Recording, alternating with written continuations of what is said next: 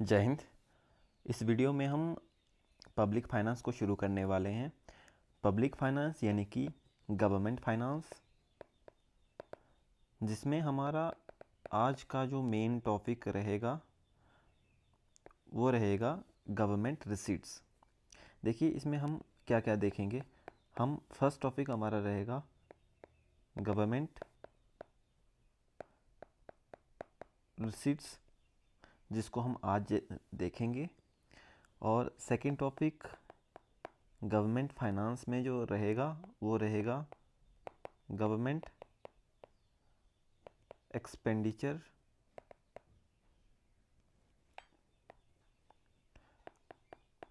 Third हम देखेंगे इसमें गवर्नमेंट डेफिसिट्स। फिर बात आएगी इश्यूज ऑफ फेडरल फाइनेंस की। तो आज हम देखेंगे गवर्नमेंट रिसीट्स को। देखिए, रिसीट्स का मतलब होता है इनकम।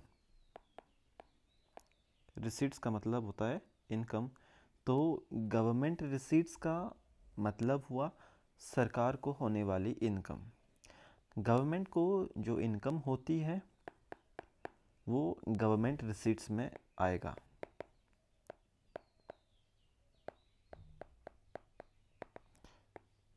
और जो गवर्नमेंट को जो इनकम होती है वो दो तरह से होती है। एक इनकम वो होगी जिसमें कि जिस इनकम के कारण कोई भी पब्लिक एसेट में रिडक्शन नहीं देखने को मिलेगी और ना ही कोई लाइबिलिटी बढ़ेगी। उस इनकम को हम बोलते हैं रेवेन्यू रिसीट। रेवेन्यू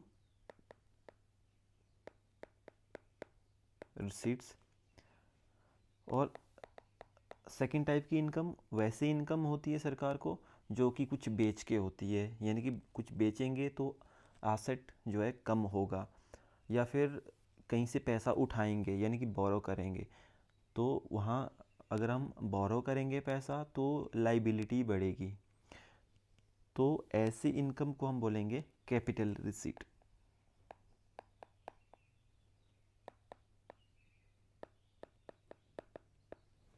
ठीक है, तो आइए रेवेन्यू रिसीट्स को थोड़ा और अच्छे से समझते हैं। तो जैसे मैंने बात की, रेवेन्यू रिसीट्स में ऐसी इनकम आएगी जिस इनकम के कारण ना ही पब्लिक एसेट्स में रिडक्शन देखने को मिलेगी और ना ही पब्लिक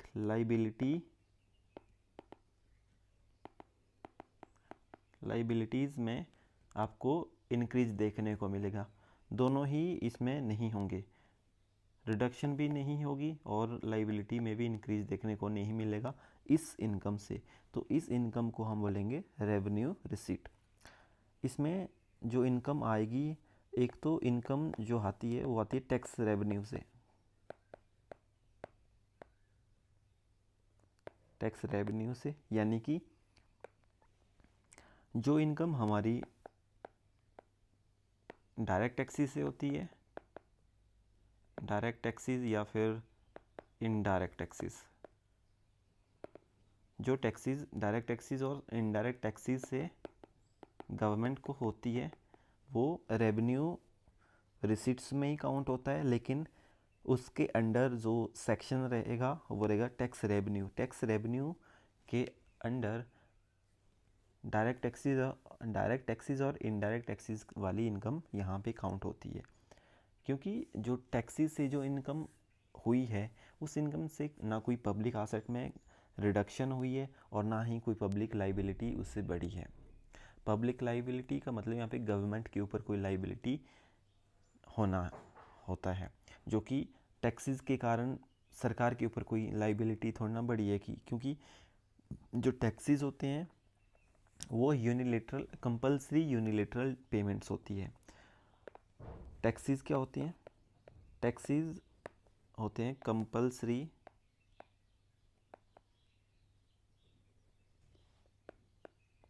यूनिलेटरल पेमेंट्स। इसका मीनिंग ये हुआ कि कंपलसरी एक तो हमें देना ही पड़ेगा वो। यूनिलेटरल मीन्स ये पब्लिक टू गवर्नमेंट इसकी पेमेंट होती है, ना कि गवर्नमेंट टू पब्लिक। तो यहाँ पे ये कंपलसरी यूनिलेटरल पेमेंट्स हैं। तो ये सरकार को होने वाली ये इनकम है जो कि कंपलसरी है और यूनिलेटरल है। इसमें गवर्नमेंट के ऊपर कोई लाइबिलिटी नहीं है कि इस इनकम को वापस करना है। तो और ना ही इस इनकम जो गवर्नमेंट को हो रही है, इस इनकम से कोई गवर्नमेंट का आसेट भी कम नहीं हो रहा है। तो इसको हम टैक्स रेवेन्यू कहते हैं। और ये टैक्स रेवेन्यू किस में आता है? रेवेन्यू रिसीट में काउंट होता है। नेक्स्ट है हमारा रेवेन्यू रिसीट्स के अंडर ही non tax revenue. Non tax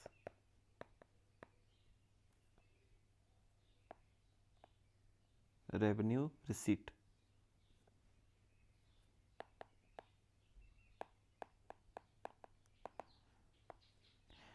इसमें नॉन टैक्स रेवेन्यू रिसीट्स में ऐसी इनकम, ऐसी रिसीट्स आएंगी जो कि टैक्सेस के दायरे में नहीं है, जिनको हम टैक्स नहीं मानते। जैसे कि फीस, जो फीस हम डिपॉजिट करते हैं कहीं पे भी, स्कूल, कॉलेजेस या किसी भी इंस्टीट्यूट में, गवर्नमेंट को जो हम फीस देते हैं, किसी भी टाइप की फ़ीस देते हैं, वो नॉन टैक्स रेवेन्यू रिसीट्स में काउंट होती है। सेकंड यहाँ पे आएगा फाइन। Third interest. जैसे गवर्नमेंट लोन देती है, गवर्नमेंट क्या करती है? लोन देती है किसी को भी यानी अदर कंट्रीज़ को या फिर किसी अदर स्टेट्स को जो लोन देती है, उस लोन पे जो इंटरेस्ट आएगा वो भी गवर्नमेंट के लिए इनकम होगी। उस इनकम को भी हम नॉन टैक्स रेवेन्यू रिसीट्स में ही काउंट करते हैं। फोर्थ यहाँ पे आएगा प्रॉफिट्स एंड डिविडेंड। जैसे गवर्नमेंट की जो ये नॉन टैक्स रेवेन्यू रिसीट्स में सबसे ज़्यादा इनकम इसी से आती है, profits and dividend profits and dividend से। जैसे कि गवर्नमेंट्स की अपनी ऑर्गेनाइजेशंस होती हैं, पीएसयूज़ होती हैं, एंटरप्राइजेस होती हैं, जिनको हम पब्लिक सेक्टर अंडरटेकिंग्स भी कहते हैं या पब्लिक सेक्टर एंटरप्राइजेस कहते हैं। डिफरेंट ऑर्गेनाइजेशंस होती हैं जिसमें गवर्नमेंट को जो प्रॉफिट होता है, प्रॉफिट वो हिस्सा होता है अर्निंग का, जो कि अर्निंग का वो हिस्सा होता है जिसमें से जो भी आपके एक्सपेंसेस है उनको माइनस किया जाता है, फिर जो बचता है वो आपका प्रॉफिट होता है। और उस प्रॉफिट का वो हिस्सा जो कि शेयर होल्डर्स में डिवाइड किया जाता है, उसको डिविडेंड्स कहते हैं। तो प्रॉफिट्स एंड डिविडेंड्स की हेल्प से गवर्नमेंट बहुत सारा पैसा उनको एज ए इनकम यहाँ पे आता है। और इस कैटेगरी में नॉन टैक्स रेवेन्यू रिसीट्स की कैटेगरी में ये सबसे ज़्यादा यहीं से पैसा आता है। और इसमें भी इस प्रॉफिट्स एंड डिविडेंड के अंडर भी सबसे ज़्यादा जो पैसा आता है वो आरबीआई देता है हर साल गवर्नमेंट को। तो ये फोर्थ आ गया नॉन टैक्स रेवेन्यू रिसीट्स में। और फिफ्थ में यहाँ पे हम लेंगे एक्सटर्नल ग्रांट्स।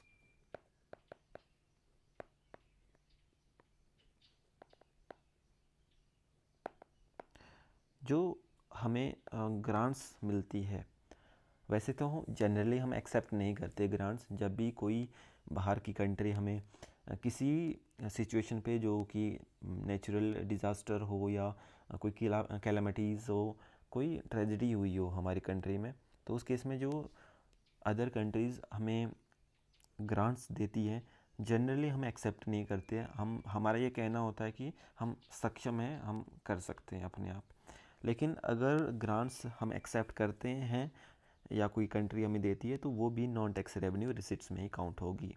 क्योंकि ग्रांट्स एक लोन थोड़ी ना है कि उससे हमें कोई लाइबिलिटी उससे बढ़ेगी। और ना ही कोई एसेट इससे रिडक्शन होगी किसी एसेट्स में। तो ऐसी जो इनकम आएगी एज ए एक्सटर्नल ग्रांट, वो नॉन टैक्स रेवेन्यू रिसीट्स में ही काउंट होगी।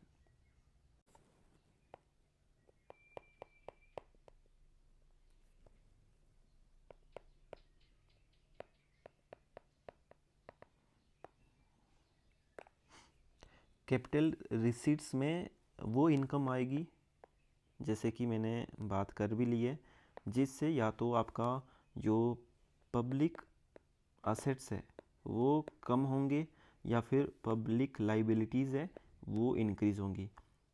कोई एक चीज़ होगी, इस इनकम से कोई एक चीज़ होगी।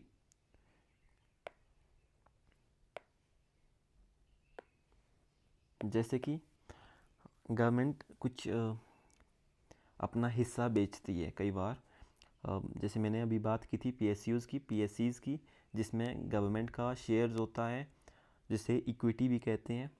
तो जब सरकार अपना शेयर या इक्विटी जैसे कहते हैं उसको सेल करती है, कुछ हिस्सा उसका, कुछ पार्ट उसका अपने सेल किया, मतलब सरकार ने सेल किया, तो उसके उस सेल करने पे जो पब्लिक आसेट है उसमें रिडक्शन देखने को मिली। जो आपने बेच दिया वो आपका एसेट था, अब वो आपके पास नहीं है, तो वो टोटल एसेट्स में रिडक्शन देखने को मिलेगी। और जो इनकम यहाँ से आएगी उस इनकम को हम लेंगे कैपिटल रिसीट्स में। क्यों कैपिटल रिसीट्स में इसलिए लेंगे क्योंकि इस इनकम से पब्लिक एसेट्स में रिडक्शन हुई है, तब जाके ये इनकम हुई है। सरकार ने यानी गवर्नमेंट ने अपना शेयर, जिसे हम इक्विटी भी कहते हैं, उसको सेल किया, तब जाके ये इनकम हुई।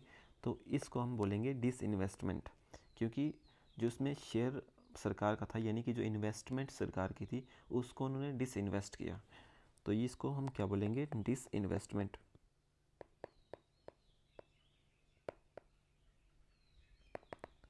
डिसइन्वेस्टमेंट से जो इनकम आएगी वो कैपिटल रिसीट्स में आएगी फर्स्ट।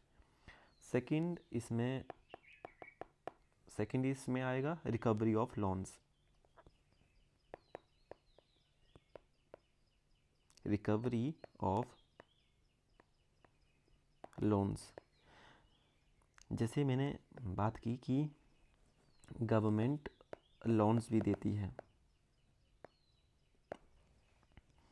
जैसे 2022 में जो श्रीलंका में क्राइसिस आया था, फाइनेंशियल क्राइसिस, तो उस केस में हमने उनको भी लोन दिया था।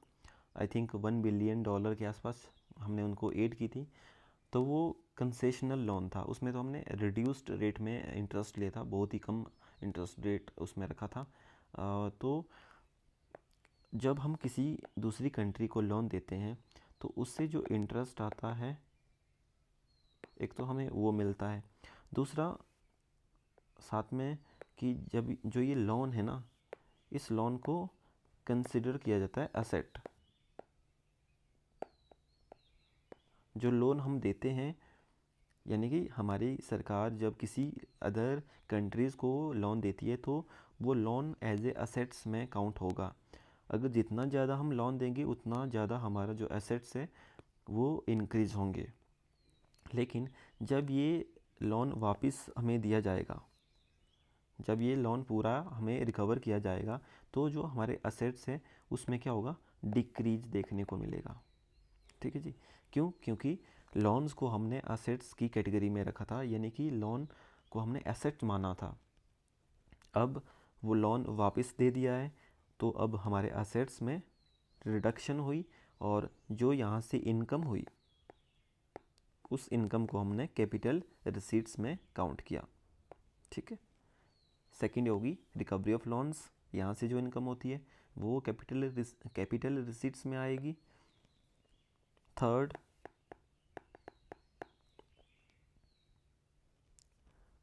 आएगा मार्केट बोरोइंग।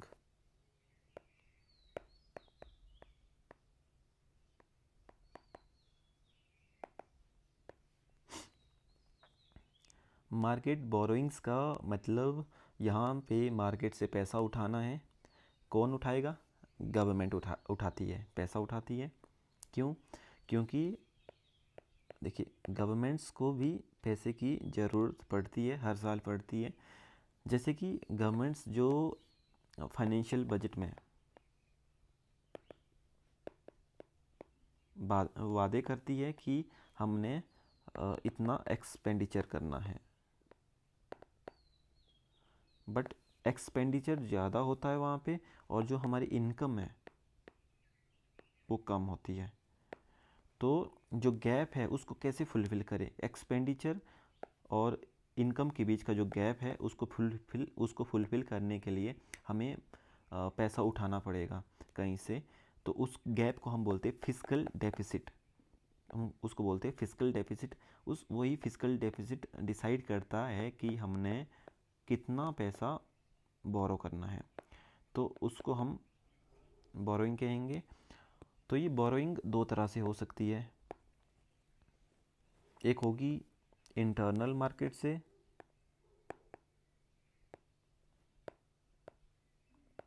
यानी कि अपनी कंट्री से ही पैसा उठाया जाएगा, पब्लिक से सरकार पैसा लेगी या किसी प्राइवेट प्लेयर्स हैं उनसे पैसा लेगी। कैसे लेगी पैसा बोरो करने का तरीका यहाँ पे है, गवर्नमेंट आरबीआई को कहेगी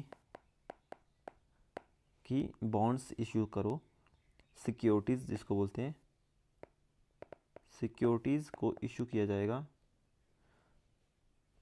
अगर वो सिक्योरिटीज़ आपकी उसका टाइम लैप्स पीरियड 1 साल से ज़्यादा है तो उसको बोलेंगे डेटेड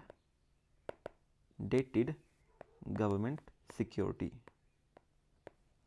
इसमें ट्रेजरी बिल्स भी आ जाते हैं, बॉन्ड्स आते हैं, या सॉवरन गोल्ड बॉन्ड्स आते हैं। ये इस तरह से गवर्नमेंट सिक्योरिटीज़ को गवर्नमेंट थ्रू आरबीआई मार्केट में लाती है और इसके माध्यम से पैसा उठाती है। वो बोलते हैं इंटरनल मार्केट से गवर्नमेंट इस तरह से पैसा उठाती है। बदले में जो ये मिला, जैसे गवर्नमेंट सिक्योरिटीज़ देती है सरकार, उस पर fixed amount of interest per year आपको मिलता रहेगा। जैसे सोवरन गोल्ड बॉन्ड है, इसमें तो गोल्ड का जो प्राइस है वो भी आपका उस हिसाब से आपका इंक्रीज होता रहेगा। तो ये एक इन्वेस्टमेंट के तौर पे पब्लिक के लिए बहुत सिक्योर वे होता है, क्योंकि इसमें गवर्नमेंट की सिक्योरिटी होती है, गवर्नमेंट की गारंटी होती है कि ये पैसा वापस मिलना ही मिलना है। तो इसको सबसे सिक्योर मेथड माना जाता है इन्वेस्ट करने का। और इस तरह से सरकार इंटरनल मार्केट में बोरो करती है मनी। क्यों करती है? इस फिस्कल डेफिसिट को फुलफ़िल करने के लिए। और एक्सटर्नल मार्केट से अगर पैसा उठाना है तो वहाँ पे आरबीआई रोल प्ले नहीं करेगा। जैसे यहाँ पे RBI as a middle man role play कर रहा था, यहाँ पे government of India direct intervene करेगी, यहाँ पे वही कम्युनिकेट करेगी, यहाँ पे इनका कोई रोल नहीं होगा। तो इस तरह से पैसा उठाया जाता है। और जो यहाँ से जो बोरोइंग से जो पैसा आता है उसको कंसोलिडेटेड फंड ऑफ इंडिया में कंसिडर किया जाता है अंडर आर्टिकल 110। और यहाँ तक कि जो पूरा टैक्स से जो पैसा आता है वो भी कंसोलिडेटेड फंड ऑफ इंडिया में ही जाता है, जो कि आर्टिकल 110 में भी दिया है कॉन्स्टिट्यूशन के। तो ये इस तरह से हमने मार्केट बोरोइंग की बात की कि ये मार्केट बोरोइंग्स जो हम करते हैं, पैसा उठाते हैं, वो भी किस में आएगा? वो आएगा कैपिटल रिसीट्स में ही, वो पैसा भी आएगा। ये कैपिटल रिसीट्स में इसलिए आएगा क्योंकि ये लाइबिलिटी है ना हमारे ऊपर, हमने ये पैसा उठाया है कहीं से, तो हमने कल दिन को ही वापस भी करना है, तो ये लाइबिलिटी है सरकार के ऊपर, इसलिए इसको कैपिटल रिसीट्स में रखा गया है। फोर्थ यहाँ पे रहेगा अदर लाइबिलिटीज़। इसमें मैं बाकी लाइबिलिटीज़ को कंक्लूड कर देता हूँ।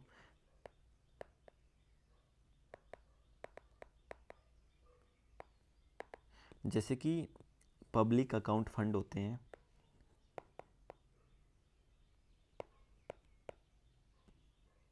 पब्लिक अकाउंट फंड्स होते हैं, लाइक इसमें आपके आते हैं प्रोविडेंट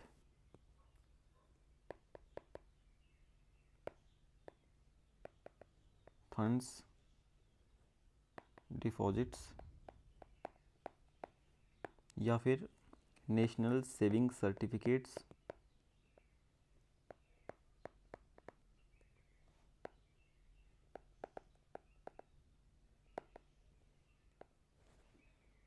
या फिर आ गया post office deposits, post office deposits, या किसान विकास पत्र, सुकन्या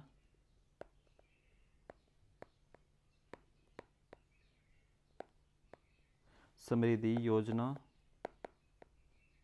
etc। इस तरह से जितने भी ये डिपॉजिट्स अकाउंट होते हैं इनको हम बोलते हैं public account funds.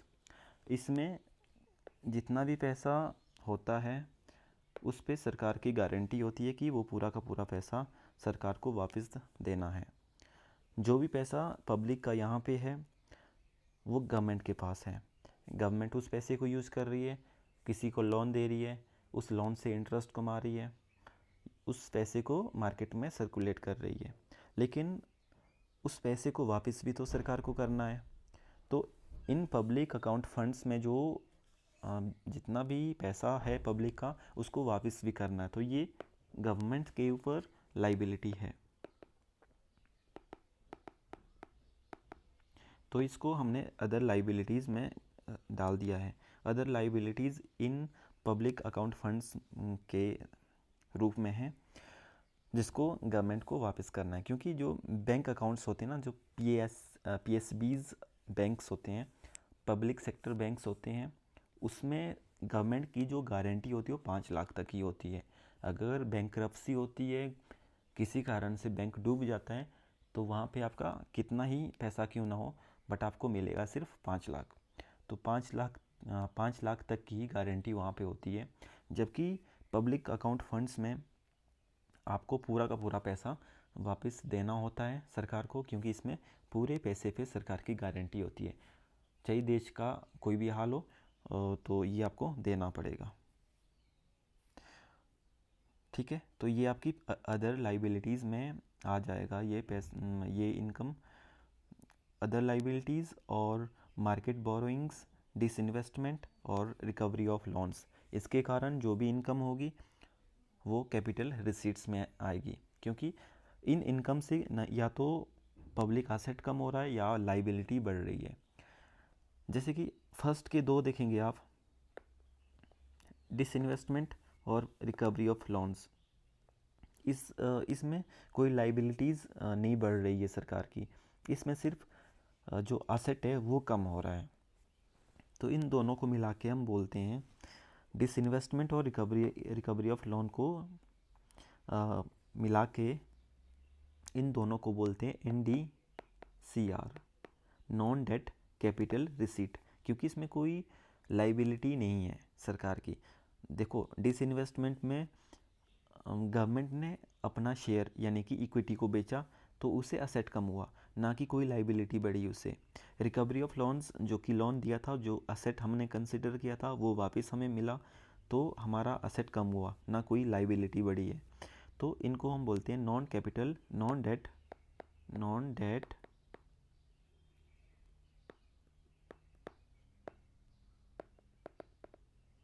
Capital receipts. ठीक है जी, क्योंकि ये कोई लाइबिलिटी को क्रिएट नहीं कर रहे हैं। ठीक है, तो ये हमारा हो गया आज का टॉपिक, गवर्नमेंट रिसीट्स, जिसमें हमने देखा रेवेन्यू रिसीट्स और कैपिटल रिसीट्स को। रेवेन्यू रिसीट्स ऐसी इनकम जिससे कोई पब्लिक असेट्स कम नहीं हो रहा है और ना ही कोई पब्लिक लाइबिलिटी बढ़ रही है, उस इनकम को हम रेवेन्यू इनकम कहते हैं, जो कि टैक्स रेवेन्यू से आती है या फिर नॉन टैक्स रेवेन्यू से आती है। सेकंड हमने बोला था कैपिटल रिसीट्स के बारे में।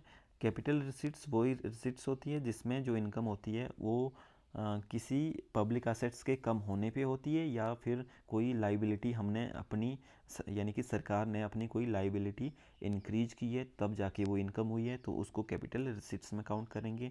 जैसे कि डिसइन्वेस्टमेंट होती है, वहाँ से जो इनकम होती है वो भी कैपिटल रिसीट्स में काउंट होती है। Recovery of loans, market borrowings और अदर लाइबिलिटीज़ में हमने जो भी देखा यहाँ पे जो ये इनकम है ये सारी कैपिटल रिसीट्स में आती है। नेक्स्ट टॉपिक हमारा रहेगा गवर्नमेंट एक्सपेंडिचर और फिस्कल डेफिसिट पे। तो मिलते हैं नेक्स्ट वीडियो में। जय हिंद।